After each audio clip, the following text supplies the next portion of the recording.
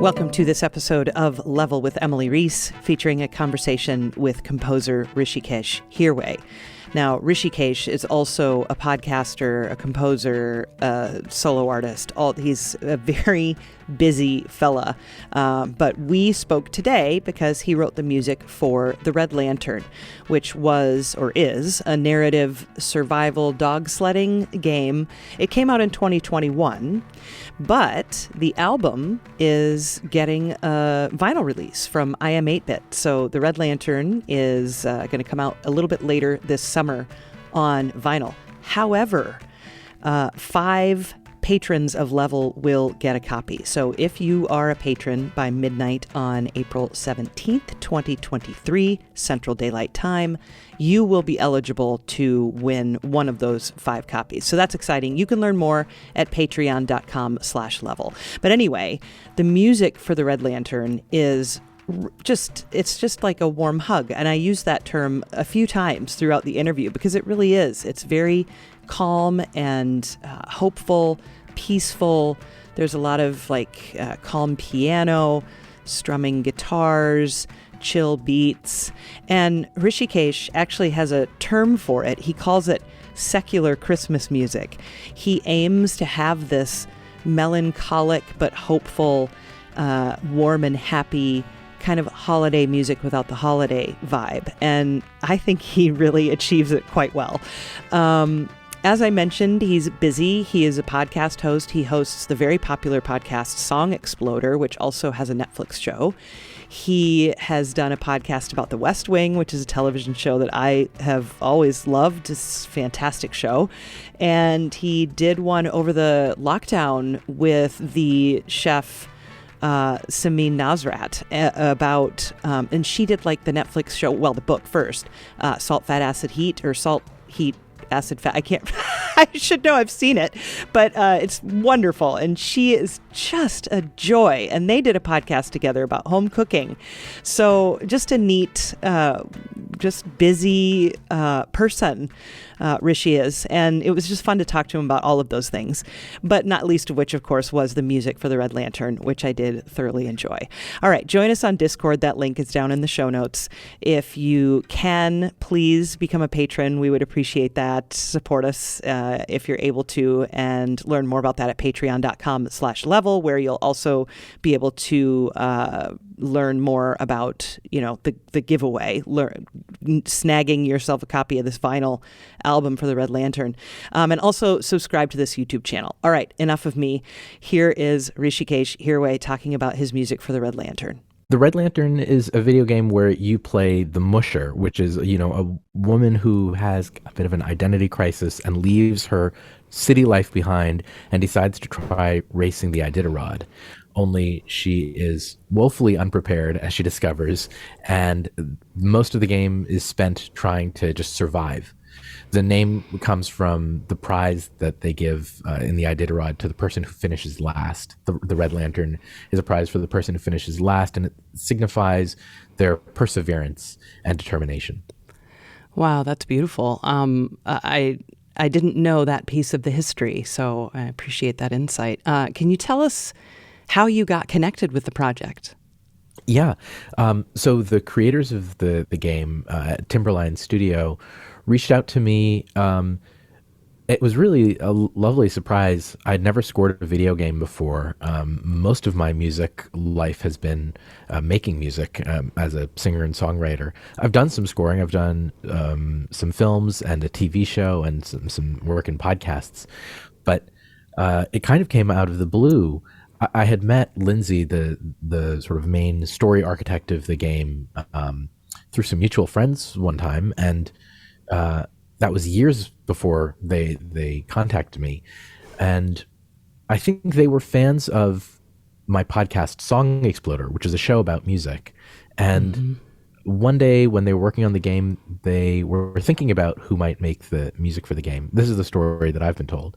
And they knew that I was a musician, and they said, let's go listen to what his actual music sounds like, his own music. And they went and they put on some of my songs, and they were listening to it, and they're like, this actually feels really right for the mood that we're trying to evoke from the game. And so Lindsay sent me a message and said, would you like to write? We think it would be a great fit. Would you be up for it? And it's always been a dream of mine to do something in video games. So I said yes immediately. Oh, cool. Yeah, I'm so glad you did because, of course, I had like the flip experience, right? Like I listened to the Red Lantern and then I'm like, well, let me learn more about Hrishikesh. I want to know more about your music and your background and all these things. And so I started listening to the 1 a.m. radio and I was like, oh, well, this makes perfect sense. This sounds like you, which I really liked, but I also was, I think we're about the same age. And so I was very curious, about who you listened to when you were growing up and kind of your musical influences. And I think there'll be time for us to get into that later, but just I'm saying that because it's like I connected with, I don't know, it all felt right, I think, to me, for better or worse. I don't really know. Well, I'll tell you one thing, one reason why I was so excited to get this gig was because they described what the game was and the setting of it, that it's in Alaska and in the Alaskan wilderness, and you're with these dogs traveling across the snow. And it felt right to me because one of the sort of unspoken, I guess I'm saying it now, I'm speaking it now, but one of the things that I've always tried to get out of the music that I made, my own music, was I wanted it to feel like Christmas music without it being Christmas music. I wanted to get the feeling of the sort of the most melancholy Christmas songs. I love that feeling, those sadder holiday winter songs, and I wanted to do that in a secular way. That has kind of been a driving aesthetic for my own music for a long time, and this game kind of gave me a chance to do that instrumentally for an entire soundtrack. Right, and I was very curious about that because as I listened to you, to your solo music, your songwriting, which is really great. I mean, you're a fantastic songwriter. Like all of your songs are just, I mean, I could easily just listen to that on a trip up north to the North Shore. Like, you know what I mean? It's just, they're really well crafted songs. And, but your lyrics are inviting, and I want to hear what you're saying, which isn't always the case with all lyrical music, right? Like sometimes you just don't care what someone is saying, or sometimes it's better not to pay so much attention to it. Exactly. But I really enjoyed your lyrics, and so I was very curious then to wonder what it was like for you to write just instrumental, which you've done before, but how does it feel for you when you have that opportunity? It feels great. I mean, even in the earliest records that I made under the name The 1 a.m. Radio, I would have at least one or two instrumental tracks that I would put on there. I love film scores. It's why I moved to Los Angeles, specifically was because I was interested in writing film music. And I was interested in writing film music because I love listening to it in the context of films and also just as soundtracks on their own. And there's a lot of music that I listen to that is that's instrumental. One of my favorite bands, to answer the question you posed a while ago, like one of the bands that I listen to a lot, since the 90s is Rachel's. And they're just one of my favorite, I guess they were called post-rock in the 90s. So there's really they're so post, there's no rock to them, There was a record that they did called Music for Egon Schiele that was a soundtrack to a ballet, and it's just piano, cello, and violin, I think. And it's very spare and beautiful and haunting. And in the days of me starting to play shows and tour and put out records, that was definitely one of the records that I listened to a lot. And so, when I made my first 1 a.m. radio record, I made a song that was kind of my version of that. It's just guitar and violin. And so making instrumental music has always felt like part of what I wanted to do, in addition to writing songs with lyrics. Yeah. I mean, to me, they're so I was an instrumentalist, right? I've never been really a singer. So to me, they're such different things, even though it's the same in a way. But it's amazing to me to, kind of dig into what feels good for you in each, Yeah. I mean, being able to say how I feel with lyrics is an incredibly important part of songwriting for me. But there are also some feelings and moods and ideas that I feel like are better expressed without words. Yeah. You're going to hear my dog in the background every now and then. He's been particularly feisty today, so if you hear a little barking here and there, that's Watson. It's totally fine, Watson. Yeah, exactly. You guys have had some weather, though, too, right? Watson is probably ready for things to calm down. Yes. Maybe. Yeah. In your TED Talk, and these are things I had no intention of digging into right away, but as you're answering, I'm like, oh, well, that makes me think of your TED Talk when you said that when you were younger, you were kind of snobbish about the music you listened to.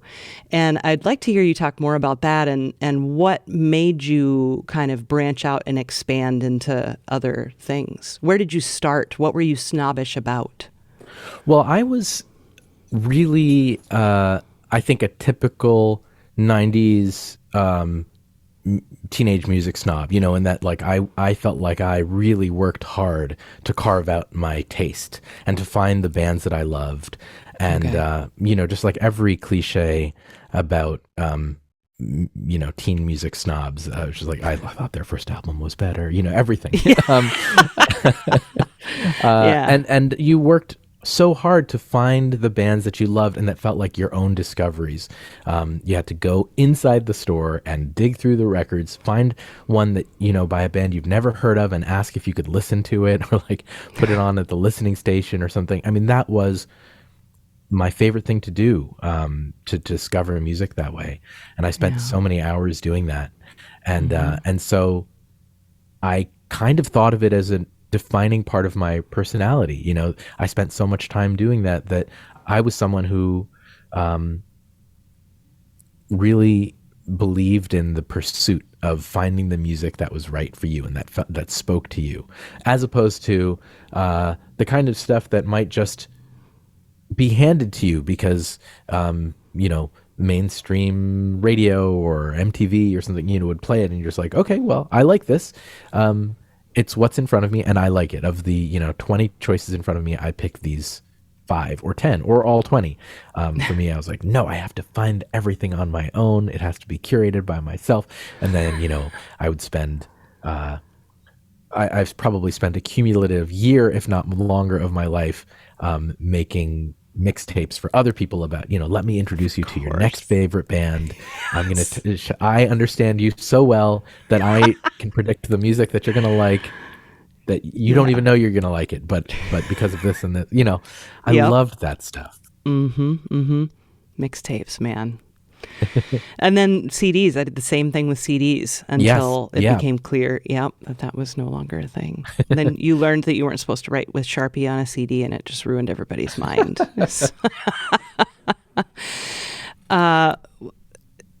How did you get into music? I mean, obviously, it's a huge part of your life. You not only love making it, you love talking about it to the point where you do so on multiple platforms. So, talk to me about that journey for you.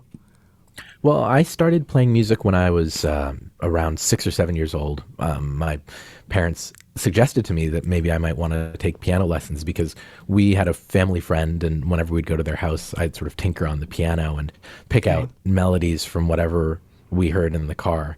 And my mom worked at Sears in the mall, and there was a piano store next door to Sears, and they had a sign on there that said they offered piano lessons. And so in the back of the shop, like behind the sort of showroom where they had the pianos and organs, they had a little room, and that's where I started taking piano lessons. And then eventually I started playing in the school band, and I was a percussionist. And then I got lumped in with the drummers, and then I got exposed to the drum kit, and I started playing drums. Then I started playing drums in bands, and then I wanted to write songs, and I started playing guitar. I started learning how to play guitar. Wow. And so then you literally had your one-man band at that point. Yeah. Yeah. And then when I was first playing shows with the 1 AM radio, I would play guitar so I could, perform the songs, but I was still thinking about the drums. So I got a drum machine and I started to program drums. And that was kind of my first step into electronic production. And that's how I would perform, is with myself, a guitar, and a drum machine. Wow, that's incredible. That's amazing. I was curious about the percussion thing because in the Red Lantern, I liked a lot of the percussive sounds that you created for the texture. And there's kind of this recurring, to me, it sounded like a bamboo set of bamboo sticks or something. And sometimes it's tied actually to the keyboard, but sometimes it's just in the background as its own percussion sound. So talk to me about some of those choices you made for percussion in the Red Lantern. Yeah, well, I wanted it to feel a little bit like the crunching of snow or the snapping of twigs. Okay. It was really important to me to try and make the sounds feel like organic and fuzzy, not too, even though it was a cold landscape, I didn't want it to feel cold or clinical. It was supposed to be a really human experience, and so I tried to pick sounds that would feel like that. One of the main melodic instruments that I used was an una corda, the instrument that was developed by Nils Fromm into a virtual instrument, where it's a piano where 2 of the 3 strings on a piano have been removed. So it almost feels like a little bit like a cross between a harpsichord and a piano. Mm-hmm. And so it has a really sharp kind of plucky feeling, or it feels a little bit like a harp crossed with a piano. And so there's a lot of that like clicking kind of feeling in every time the keys hit. Yeah, because I wondered too if it was prepared piano, but then I thought, well, no, that wouldn't fit, right? But it's cool. Kind of is. It kind of is, isn't it? Yeah. And I used this virtual instrument version of the una corda, but there are real ones that exist in the world, but I did not have access to one. Yeah, that's legit. And then of course all the guitar sounds too, lots of plucking and strumming with guitars, which is really lovely. So talk to me about the different kind of strummed instruments you use. And electric guitar creeps into the texture at times too. Yeah. So talk to me about that.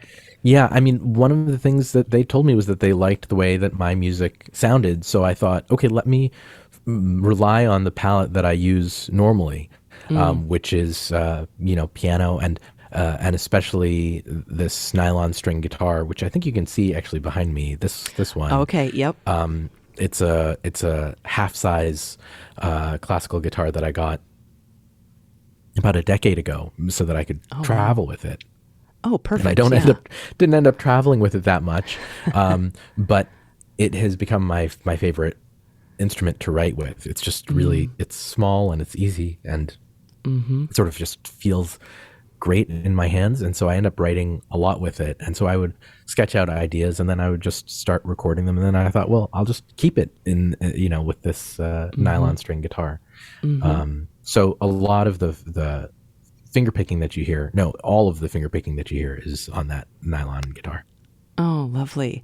Now, do you find, since you started on piano, but it sounds like guitar really is kind of your go-to, which do you write on most? These days I write on piano most, because I think because it was my first instrument, I still think of music visually as the keyboard.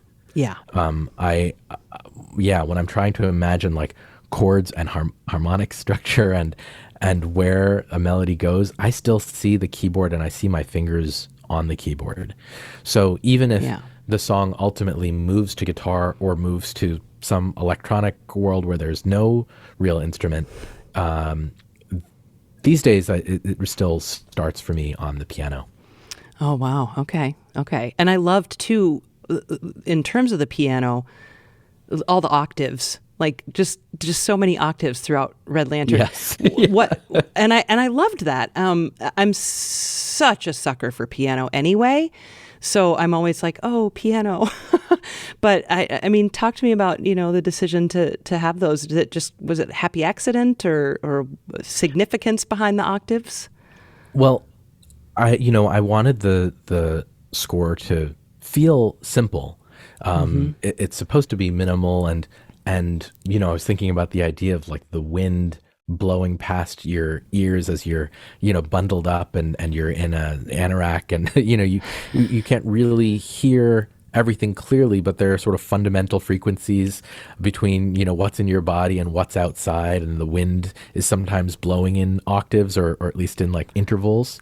And so one of the things that was important to me was conveying this feeling of loneliness and isolation.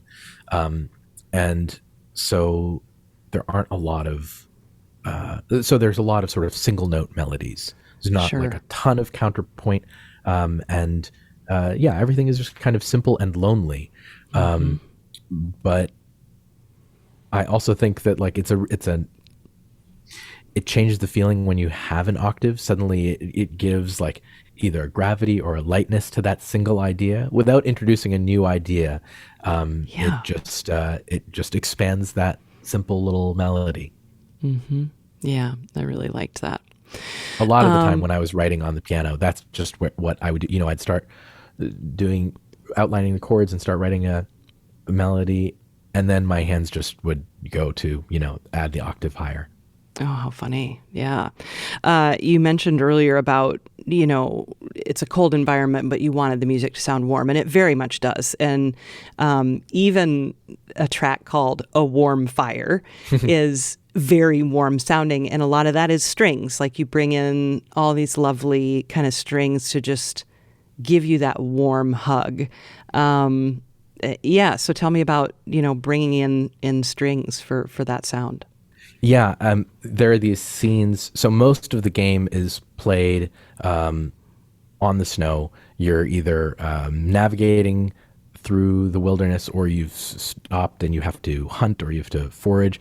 But there are also these scenes where you have to camp and you have to rest. Every part of survival is kind of built into the game.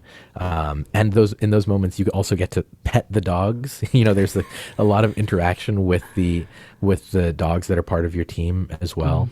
And so it was important to be able to have those moments of coziness in this game. It wasn't supposed to just be this like brutal thing.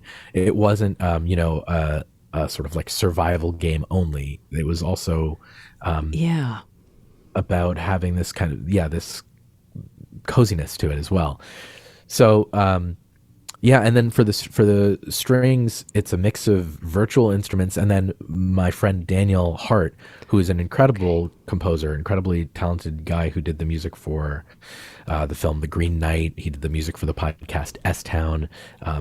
He's amazing. And he's played on everything that I've released as either the 1AM radio or a soundtrack or stuff that I've put out more recently under my own name. He's literally played strings on every single thing that I've put out in the last 15 years. Wow. So he plays violin and viola on the score. Yeah, it does bring a level of cozy for sure. So are you a gamer too, or were you, or do you? I am. I got a console system, relatively late, maybe I think it was my Christmas gift to myself in 2018. Nice. I loved playing, this puts my age in a very specific place if I haven't already done that with talking about being a teenager in the 90s. But, I loved... I had a Sega Master System, and nice. And my best friend had a Sega Genesis, and it felt like everybody else around us had Nintendos. So I played a lot of 16-bit video games, nice. As a kid, and then I was kind of aware certainly of all of the amazing stuff that was happening in console gaming, but it took a little while before I was like, I'm going to do this. I'm going to make the investment and finally get into it. A friend of mine would talk about Skyrim so much that I thought, okay, I need to get it. And I think for similar reasons, for the similar things that appealed to me about the Red Lantern, he would talk about his version of Skyrim was he'd turn the difficulty level all the way down and then just wander around the countryside just to look at the landscapes. Like he wouldn't go on any quests or have any kind of fights or anything. He'd just go and look at the beautiful scenery. And I thought I could get into that. Yes. So that's how it kind of started for me. And so I have a PlayStation and a Switch, and nice. I'm still very much I would say a novice compared to most gamers, but I do really enjoy the medium, and the games that I've played for sure influenced the music that I was making. Oh, like what? Well, one of my favorite games, maybe my favorite game so far that I've played in the last several years is Gris. Gris. Yep, that's a beautiful game. Oh, just incredibly beautiful. Yep. And the music is equally beautiful, I think. I mean, it's just the story, the visuals, the music are all incredible. And level design. So I think part of the reason why I was so excited to do the Red Lantern was getting the chance to do something that had affected me the way that game had. Oh, yeah. Beautiful. Talk to me a little bit about how the music functions in the Red Lantern, because, sometimes in games it's very reactive to certain events and such. And sometimes it's literally just there to kind of take you on a journey. So talk to me a little bit about how it was framed to you, how your music would work in the game. Yeah, I mean, we had this great spreadsheet of sort of encounters. It was a new way of working for me because I either wrote songs or I wrote music to picture, where it was like, this happens here, this cuts here, and there's very specific timing. But it was a new idea for me to try and write and not know what the user was going to do, what the player was going to do. Mm-hmm. So Lindsay and the team made a spreadsheet. The Timberline Studio folks made a spreadsheet with every single cue that we were going to need and where it was going to be in the game, what the feeling was, and sort of what the player would do that would trigger it. Whether it was, okay, you decided to camp, or okay, you are having this encounter, or hey, their health is very low, or their supplies are really low. There are survival cues when things get really dire. And then there were some that were just like, here's, just vibe.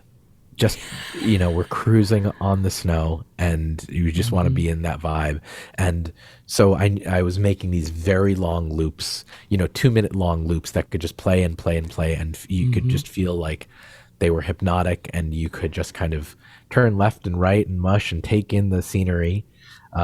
Until something happened, an encounter happened, and then then it would feel like it was your choice to change the mood. So when you said earlier about just wanting to write Christmas music without the Christmas, right? I mean, to completely oversimplify what you said. Yeah. No, that's perfectly accurate. Okay, good. Were you thrilled then when you actually got to write a holiday track? I mean, is that like your dream come true when you're like, okay, now I get the sleigh bells out? You're like, exactly. Yeah. So talk to me about writing that one. Yeah, I felt like I had the Christmas settings, at simmer. Everywhere else, there's like there are a little bit of like reverby tambourines that come in here and there, like one hit every 4 bars or something. Yeah. And then when they decided to do this Christmas version of the game, this expanded version of the game, they said, we want to do a new track for it. I thought, okay, I'm going to turn these from simmer to full boil.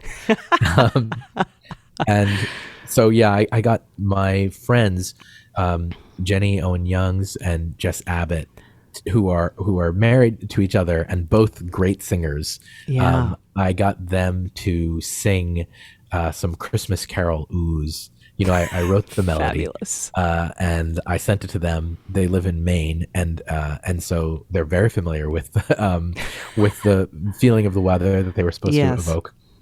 And for me, it was my chance to, one of my favorite soundtracks of all time is Danny Elfman's score for Edward Scissorhands, which is also a sort of Christmas movie soundtrack without being a Christmas movie. And that, or at least being, kind of a goth fairy tale at the same time. I love it so much. And and I love the kind of angelic oohs that happened way outside of my singing range. So I thought, okay, I kind of wanted it to feel, when it does come time for Christmas, the music that I put on usually is like the Vienna Boys Choir doing Christmas carols. Yes. Because it just feels somehow extra German for it to be a bunch of little kids singing in German. It feels Austrian. Extra Christmassy. Yeah. Yeah, it feels extra Christmassy to have a bunch of children singing in German in Austria. This is forget about actual history. To me, that's where Christmas is born. Yes. In the mountains of Austria. And it just feels incredibly timeless. And so I wanted to try and do my version of that. And these two women have beautiful voices and in sort of two different ranges. Yeah. And I had them record it, in quadruplicate. So I had basically their 8 voices as my version of a little choir. Love it. Yeah, it's a really great track. We may come back to the Red Lantern, but I want to officially again step away from it for a bit because you are a communicator. I think with all of your podcast endeavors, it's like you have things you want to share with people. Whether it's your love for The West Wing, which fabulous show. Oh my God. I owned it on DVD, back in the day, like one of the few. It was like that and Buffy and that's about it. But I mean, it's just fantastic show. But other podcasts as well. Of course, Song Exploder is a big deal. I mean, it's a really popular podcast and Netflix show too. And what was your first podcast? It was Song Exploder. Was it? Okay. Yeah. Wow. And you'd never done a podcast before? Yeah, I had not interviewed anyone before. I had no kind of journalism experience or anything like that. Okay. I was really just making something that was kind of my version of making people mixtapes in the 90s. I thought, there's a certain level of pushiness that comes along with being like, hey, listen to this. I think you should listen to this. Yeah. Yeah, but I mean, Song Exploder, basically, for those who aren't familiar with it, you're peeling all the layers back and helping people understand the construction of the process. And again, this comes back to the TED Talk, right? Because you kind of do it in the TED Talk with one of your own songs, which is really cool. So, if people want to dive in just a little, it's a 15-minute TED Talk. Watch that, and you'll know exactly what Song Exploder is, and you'll get a really good explanation of it too. You'll witness what you do, where you're explaining how the song came to be. Right? I mean, it's very cool. Thanks. Yeah. I for the show, I ask an artist to, tell me essentially what their intentions were, kind of what you're doing with me, and then I intercut it with the isolated stems from the different tracks of the recording. So when they say, hey, I did this or I sang this song, you hear just their a cappella vocal, or you'll hear just one instrument at a time. And it's been a really fun extension of my life as a musician, and a way for me to be able to say, hey, I think you'll like these songs, but also, did you pay attention to this part of the song, without me having to be the one who says it? I'm not sort of coming in as a critic or an analyst saying, or like a music theorist being like, this chord change is important, because I don't really have that authority. I rely on the artist basically saying, this is what I wanted to do. This was the feeling that I was trying to get, and then letting their music speak the rest of, communicate the rest of that. Yeah, it's really fun. I mean, how do you ever? I mean, I'm sure you have artists that are like, no, I don't want to give you my stems. Do you? I mean, because that's the coolest part, right? Is that you're getting the pieces of the song. That's really crucial. For me, it was one of the main reasons for making the show, was because people don't usually get to hear those. Right. And to just have the opportunity to not just listen to them myself, but share them with people, and share them in a context where you're not just listening to stuff and wondering how it fits together or why it's there, but, getting to hear the story that knits all those pieces together. That was really, really exciting. I don't know how much people, I think for musicians, when they hear that stuff, they get really, really excited. I think for non-musicians, when they hear the show, it's helpful because it's sort of, there's a show and tell aspect to it. But I appreciate that it works for both types of audiences in different ways. Yeah, absolutely.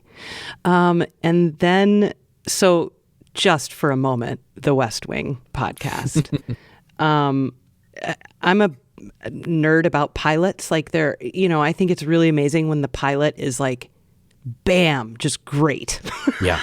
And the West Wing is one of those where the pilot is probably one of my favorite episodes, which how many shows do you actually say that about, Right. Yeah. There's so many shows that I love. Some of my favorite shows where I tell other people, just start at season 2.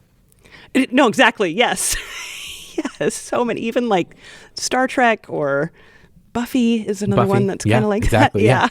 Yeah. I still love season 1, but I wouldn't ever wish that on anyone if they're not familiar with it, right? So just did you watch it when it was on TV? How did you get into the West Wing back in the day? Yeah, I started watching it when it had been on the air for a couple of seasons. I didn't start from the very beginning. Yeah, I didn't either. Yeah. It was maybe 2002 or so when I started watching it. And I was turned onto it by my sister, who, has introduced me to so many important things in my life. Okay. She had originally told me about Sports Night. She showed me Sports Night one summer when I was in college, and we watched it and really enjoyed it. And then, a few years later, she was like, "Oh, do you remember that show, Sports Night?" I said, "Yeah." She said, "Well, that same writer is doing a show about the White House." And I thought, well, that sounds like I would really like it. And I started watching it. And for a while it was something I would tune into. But then when they started putting out the DVDs, then I was kind of like, well, forget, I can't regularly make the appointment to watch the show. But that was my introduction to binge watching. I might agree with that in some way right around that time too. But God, it's such a great show. And then how did you get connected? Because the West Wing Weekly, which is the name of the podcast, how did you get connected with Joshua Malina, who was an actor in the West Wing? How did that happen? Well, it actually goes back to me wanting to be a film composer. I was living in Massachusetts at my parents' house after college and trying to figure out what I was going to do and how I was going to make some of my dreams, realized. And the thing I was thinking about was scoring film, and I knew I couldn't do it from there in Massachusetts. I felt like I had to go somewhere and get out of the suburbs and certainly get out of my parents' house. And I thought, well, most of my friends from school were living in New York, and I knew that there was filmmaking. A lot of the indie films that I loved, they were all made in New York and made by New York production companies.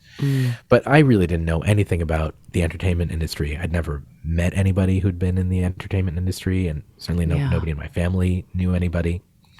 But one thing I remember when I was telling someone in college that I had been watching Sports Night and I was really enjoying it. I went to Yale, and my friend who I was talking to said, "Oh, that actor Josh Malina, who's in this show, he went to Yale too." And I said, "Oh," it was just a little bit of trivia, that, and he played my favorite character on Sports Night.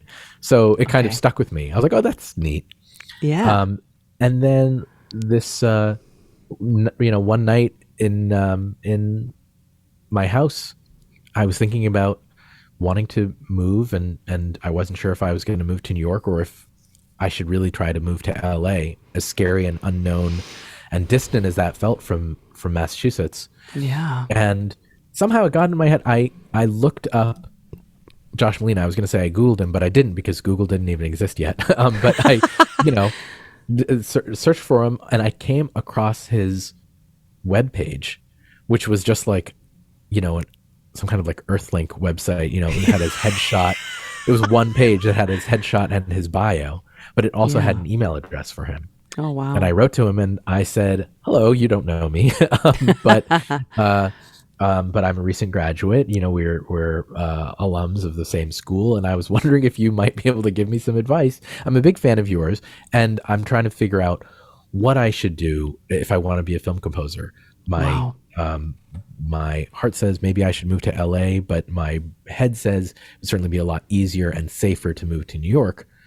What do you think? Do you have any advice for me?" And I just, sent it off, not knowing if I'd ever hear back. And I did hear back. Wow.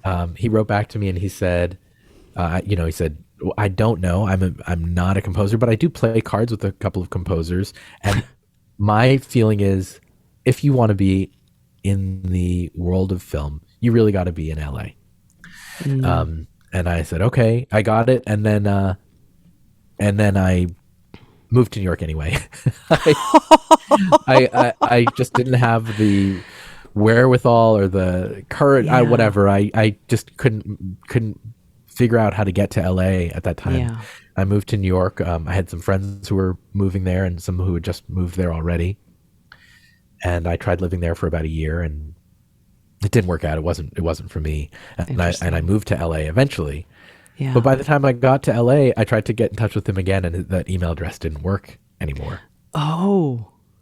But then we reconnected maybe a decade later because of Twitter. I was on Twitter after the first feature film that I scored, a movie called Save the Date, had premiered at the Sundance Film Festival.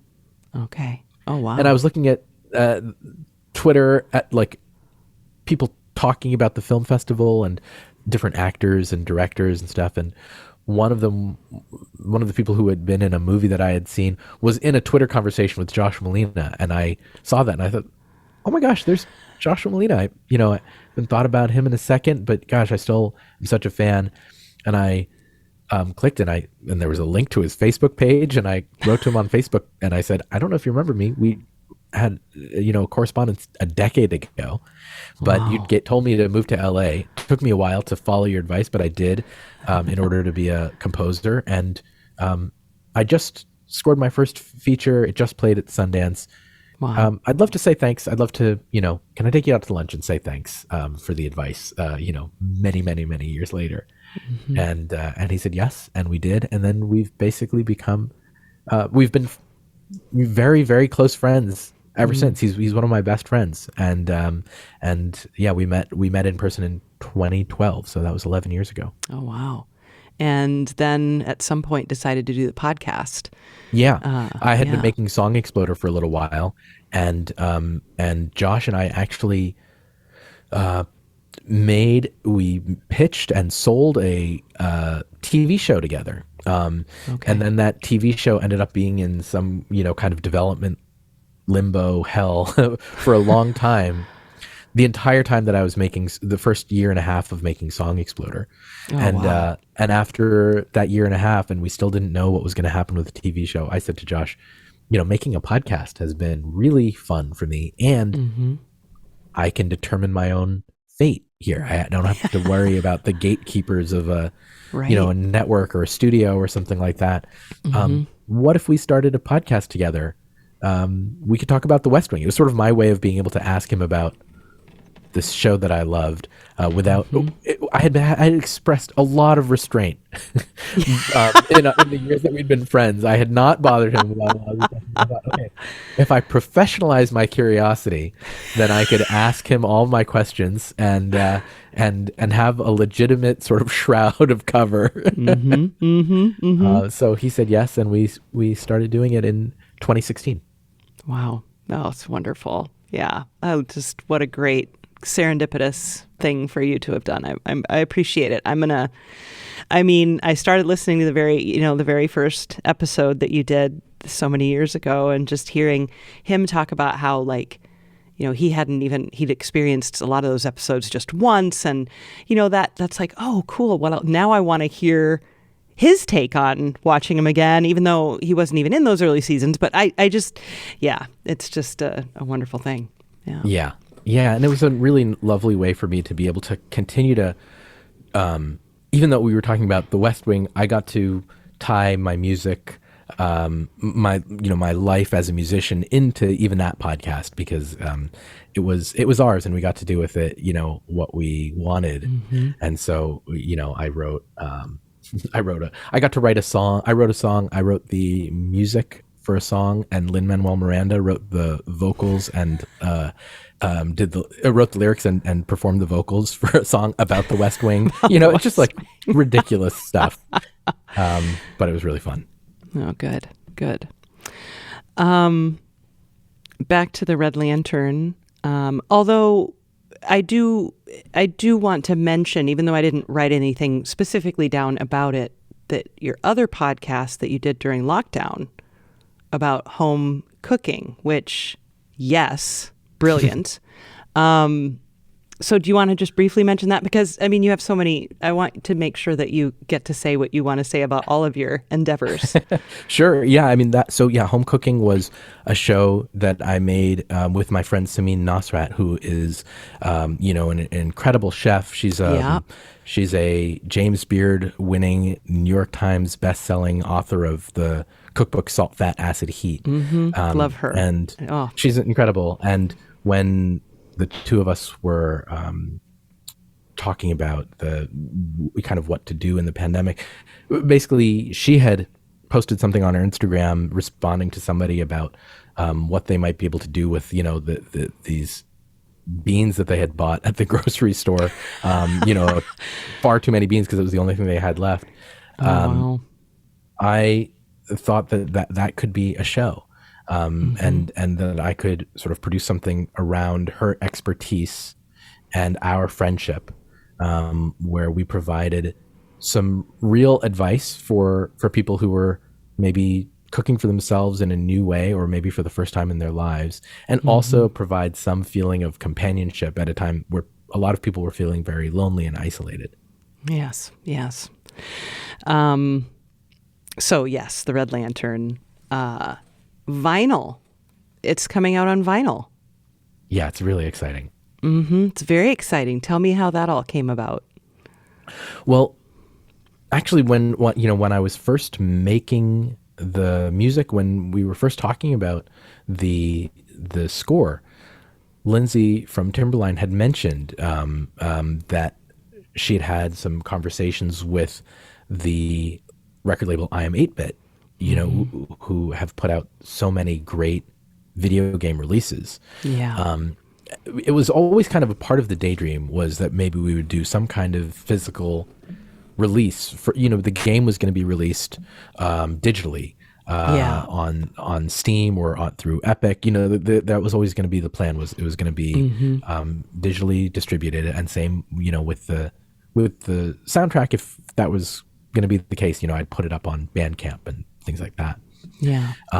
But there was always this daydream of, well, maybe, and then we'll do a physical version of the game, and maybe we'll do a physical version of the soundtrack as well. And she said, I've talked to the folks at I Am 8-Bit, and they're excited about what we're doing.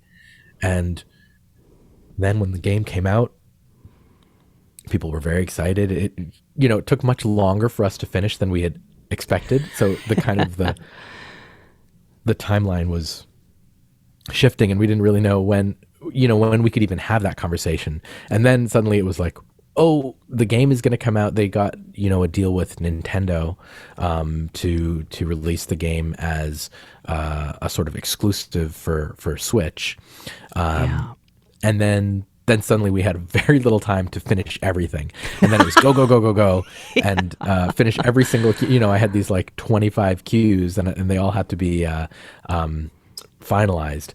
So it was only after all of that was done that we and the game came out that we kind of picked that conversation up again and said, hey, maybe this could come out. And Lizzie said, let me see if they're interested. And she wrote to the folks at I Am 8-Bit, and they said, yeah, we love the music and we love the game and we'd love to do it. Awesome. Yeah.